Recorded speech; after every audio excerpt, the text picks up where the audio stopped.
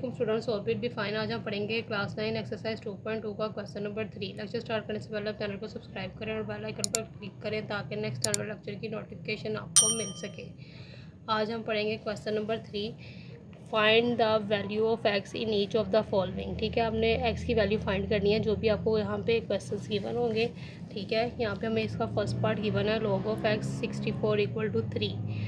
ठीक है, पहले हम इसको एक्सपोनेंशियल फॉर्म में कन्वर्ट करेंगे। कैसे करते थे, ये एक्स, ठीक है, ये वाला जो है इक्वल के साइड का ये इसकी पावर में आ जाएगा, इक्वल टू ये इक्वल दूसरी तरफ शिफ्ट हो जाएगा तो 64।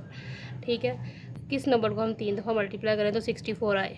ठीक है, तो 4 1 ज़ा 4, 2 बच जाएगा, 2 4 24, 4 6 ज़ा 24, तो 4 4 ज़ा 16 और 4 1 ज़ा 4। ठीक है, यानी 4 को 3 दफ़ा जो है वो मल्टीप्लाई करेंगे तो हमारे पास 64 आ जाएगा। तो हम यहाँ x की पावर 3 एज इट इज़ लेंगे और 64 की जगह 4 की पावर 3 लिखेंगे, यानी 4 का क्यूब। ठीक है, अगर पावर्स इक्वल है, ठीक है, अगर पावर्स इक्वल है तो उसकी जो बेसिस हैं वो भी इक्वल होंगी, तो x = 4 आ जाएगा, तो ये इसका आंसर होगा। ठीक है, इसके बाद इसका पार्ट नंबर 2 सॉल्व करेंगे। ये भी हम इसी तरीके से सॉल्व करेंगे। ठीक है, पहले इसकी भी एक्सपोनेंशियल फॉर्म बनाएंगे। x यहाँ पे आ जाएगा 5 और x जो है वो 5 की पावर बन जाएगा और 1 इक्वल के दूसरी तरफ मूव हो जाएगा। यहाँ से हम इसको किस तरीके से सॉल्व करेंगे, तो यहाँ पे हमारे पास 1 है। हमने पहले पढ़ा हुआ है कि किसी भी नंबर की पावर हम 0 लें, जैसे हम x की पावर 0 लें तो वो इक्वल होता है 1 के ही। ठीक है, ये हमने पढ़ा हुआ है। जैसे अगर मेरे पास 8 है तो 8 की पावर मैं 0 लूँ तो ये किसके इक्वल होगा, 1 के। ठीक है, तो यहाँ पे हमारे पास 5 है तो हम यहाँ पे 5 की पावर ही 0 ले लेंगे, 1 की जगह 1 को इस तरीके से लिख लेंगे, 5 की पावर 0। ठीक है, तो यहाँ पे दोनों जो बेसिस हैं हमारे पास इक्वल हो जाएंगी तो उसकी पावर्स भी इक्वल होंगी, तो x = 0 जो है वो इसका आंसर आ जाएगा।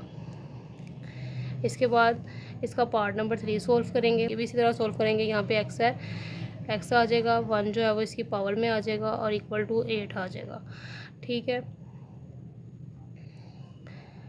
तो अब यहाँ पे 8 है, 8 की पावर भी क्या 1 है। ठीक है, तो यहाँ पे पावर्स इक्वल हैं तो बेसिस भी इक्वल होंगी, तो x = 8 इसका आंसर आ जाएगा। इसके बाद इसका पार्ट नंबर 4 सॉल्व करेंगे। ये भी इसी तरीके से सॉल्व करेंगे। 10 आएगा, -3 10 की पावर में आएगा, =x।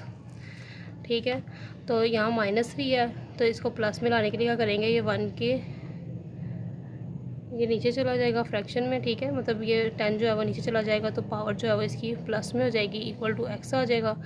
तो 10 को क्यूब फाइंड करेंगे तो 10 को 3 टाइम्स मल्टीप्लाई करेंगे, यानी इस तरह से 10 10 ज़ा 100, 100 10 ज़ा 1000, तो 1/1000 =x इसका आंसर आ जाएगा। इसके बाद इसका पार्ट नंबर 5 सॉल्व करेंगे। ये भी इसी तरह सॉल्व करेंगे। 4 है, ठीक है, ये इसकी पावर में आएगा, =x। ठीक है, यहाँ पे आप 4 है, 4 का एलसीएम फाइंड करेंगे। 2 2 ज़ा 4, 2 1 ज़ा 2। ठीक है, 2 टाइम्स 2 आया तो 2 का स्क्वायर आ जाएगा और ये 3/2 इससे मल्टीप्लाई हो जाएगा, =x। ये 2 इस 2 से कैंसिल तो 2 की क्यूब बच जाएगी, =x। तो 2 को 3 टाइम्स मल्टीप्लाई करेंगे तो 2 2 ज़ा 4 और 4 2 ज़ा 8, तो 8 जो है वो x की वैल्यू आ जाएगी, तो ये इसका आंसर होगा। इसके बाद इसका पार्ट नंबर 6 सॉल्व करेंगे। ये भी इसी तरह सॉल्व करेंगे। 2 है, x जो है वो इसकी पावर में आ जाएगा, =1024। ठीक है, 1024 का हम एलसीएम फाइंड करेंगे।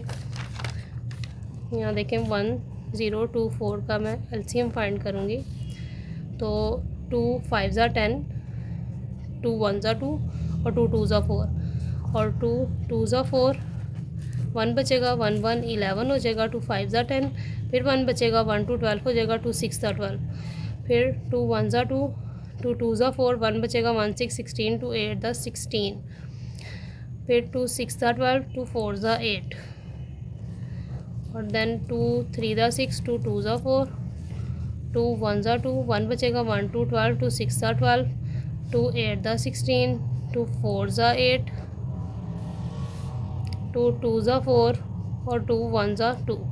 ठीक है, तो यहाँ पे हमारे पास कितने टाइम्स 2 आया, 1 2 3 4 5 6 7 8 9 10, 10 टाइम्स 2 आया हमारे पास यहाँ पे। तो हम यहाँ राइट करेंगे 2 की पावर 10 इक्वल टू 2 की पावर x।